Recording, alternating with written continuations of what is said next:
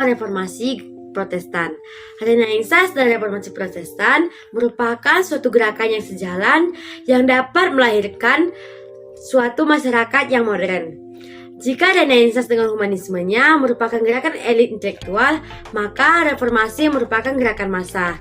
Jika Renaissance merupakan gerakan kebudayaan, maka Reformasi merupakan gerakan teologis dan politis.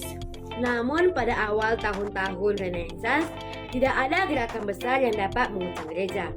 Sampai pada tahun-tahun awal abad ke-16 pun, yaitu di mana tengah menguatnya kesadaran terhadap negara-negara Eropa, kedudukan gereja pun sebagai penguasa tunggal, baik secara politik maupun keagamaan tetap kuat. Kenapa sih kerajaan seperti Inggris, Prancis, Spanyol dulu pergi menjelajah dan mendirikan koloni baru? Jika kamu menjawab dengan jawaban petualangan dan tantangan, maka kamu benar.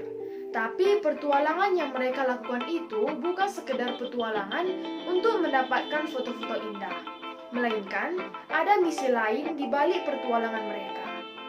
Misi apakah itu? Kerajaan-kerajaan di Eropa memiliki sistem ekonomi yang mengharuskan mereka untuk menjelajah. Nah, sistem ekonomi ini namanya merkantilisme. Merkantilisme lahir di Inggris dan Perancis karena semangat Renaissance, yakni kepercayaan akan kemampuan manusia, hasrat intelektual, serta penghargaan atas disiplin intelektual. Singkatnya, merkantilisme itu konsep ekonomi yang menitikberatkan pada kesejahteraan sebuah negara hanya ditentukan oleh banyaknya aset atau modal yang disimpan oleh negara yang bersangkutan. Nah, oleh karena itulah besar volumenya perdagangan di global itu sangat penting.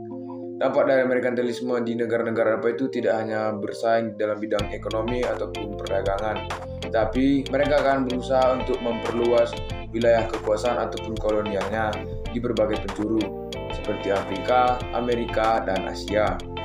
Apakah Indonesia pernah mengalami dampak merkantilisme? Pernah. Indonesia pernah mengalami dampak merkantilisme. Dapat kita lihat dari sejarah, yakni yang pertama, kedatangan bangsa barat ke Nusantara, yang kedua berdirinya VOC, yang ketiga pemberlakuan sewa tanah oleh Raffles, dan yang terakhir itu penerapan kerja rodi oleh bangsa Belanda.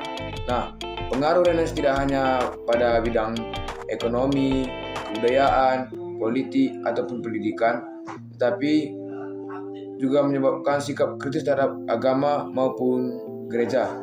Gereja Protestan adalah gerakan besar yang terjadi di Eropa pada tahun 1517. Reformasi ini dipelopori oleh para biarawan dan juga salah satu pelopor ordo, yaitu Martin Luther. Nah, tujuannya adalah untuk mereformasi kepercayaan, doktrin, dan juga praktik-praktik yang ada pada gereja Katolik. Nah teman-teman, gereja reformasi ini ditandai dengan peristiwa, yaitu pemakuan ataupun penempelan dalil Martin Luther. Baik, di sini saya menjelaskan yang ketiga, yaitu dampak langsung reformasi gereja. Yang pertama, lahirnya Protestanisme, yang dimana Protestantisme ini adalah memisahkan diri dari gereja Katolik Roma, yang terjadi pada tahun 1054 di Jerman. Yang kedua itu adalah menguatnya negara dan pemerintahan sekuler, di mana pemerintahan sekuler dikuasai oleh Paus dan digugat oleh Martin Luther.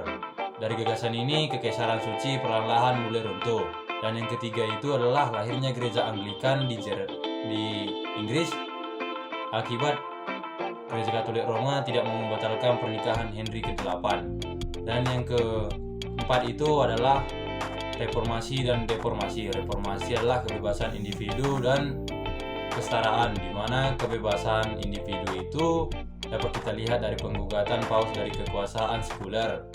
Dan yang kedua itu kesetaraan dapat kita lihat itu dari kritik Martin Luther terhadap hierarki gereja. Dan yang kelima itu reformasi perang 30 tahun dan kebebasan beragama, di mana kebebasan beragama ini muncul akibat adanya perjanjian perdamaian Westphalia yang terjadi pada tahun 1648. Salam dari saya Andre John Tamunte. Di sini saya akan menjelaskan tentang reformasi gereja. Jadi reformasi gereja adalah sebuah upaya melakukan perubahan kekristenan agar sesuai dengan gereja. reformasi Katolik atau sering disebut dengan kontra reformasi. Reformasi Katolik adalah suatu periode kebangunan rohani Katolik sejak masa kepausan keempat sampai hasilnya perang ke-30 tahun, yaitu tahun 1648. Latar belakang yaitu penyimpangan terhadap kekristenan oleh gereja menjadi faktor utama dalam reformasi gereja.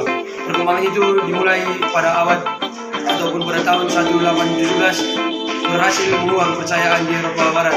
Ciri-ciri itu ya masyarakat hidup agraris dan juga semua bergantung pada gereja serta munculnya feudalisme. Sekian dari penjelasan saya. Terima kasih.